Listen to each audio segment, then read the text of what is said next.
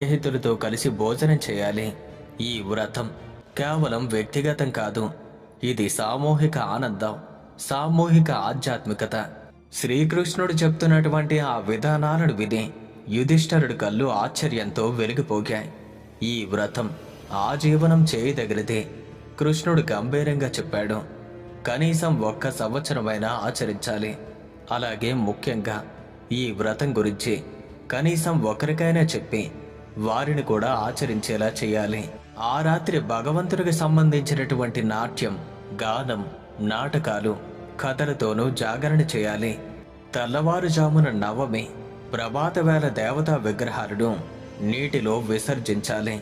కృష్ణుడు తన మాటలు ముగిస్తూ ఈ విధంగా చెప్పాడు. ఓ కౌంతేయ, భక్తితో, శ్రద్ధతో ప్రతి సంవత్సరం ఈ వ్రతం చేసేవారు సర్వ పాపాల నుండి విముక్తులవుతారు. కుటుంబం వర్ధిల్లుతుంది. విష్ణుమూర్తి ప్రసన్నమవుతారు. 7 జన్మల వరకు ఆరోగ్యం, సంపద కలుగుతుంది. చివరికి పరమగతిని పొందుతారు. ఈ అగమును శమింపజేసి అనగాష్టమి వ్రతం చేసేవారు మహావీరుడైనటువంటి ఆ కార్తవీర్యార్జునుడిలా యశస్వులవుతారు. శ్రీ గురువు చివరగా ఇలా చెప్పారు. ఓ శిష్య, నేను నీకు దత్తాత్రేయుని కథ చెప్పాను. జంబాసురుని జయించి దేవతల్లో రక్షించిన గాథను వినిపించారు. ఆ మహాయోగి యొక్క యోగచర్యలు వివరించారు. అనగ నామం యొక్క మహిమను తెలిపారు. అలాగే భక్తులకు వరాలను ప్రసాదించే ఈ అనగాష్టమి వ్రతాన్ని కూడా వివరించారు. ఈ వ్రతం నిజంగానే అద్భుతమైనది.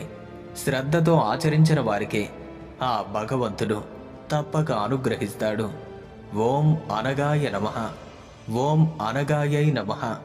భక్తితో, శ్రద్ధతో ఈ పవిత్ర వ్రతాన్ని ఆచరించండి. జీవితంలో శ్రేయస్సు, ఆరోగ్యం, ఐశ్వర్యం అన్నీ సిద్ధిస్తాయి.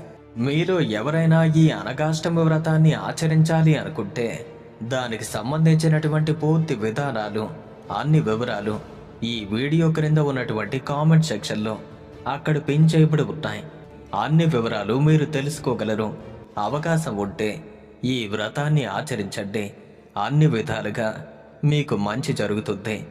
మరి ఈ వీడియోపై మీ యొక్క అభిప్రాయాన్ని క్రింద కామెంట్స్ రూపంలో రాయండి. ఈ వీడియో కనుక మీకు నచ్చినట్టయితే లైక్ చేయండి, షేర్ చేయండి. ఇలాంటి మరిన్ని ఆధ్యాత్మికపరమైన వీడియోల కోసం ఇప్పుడే మన ఛానల్ను సబ్స్క్రైబ్ చేసుకోండి.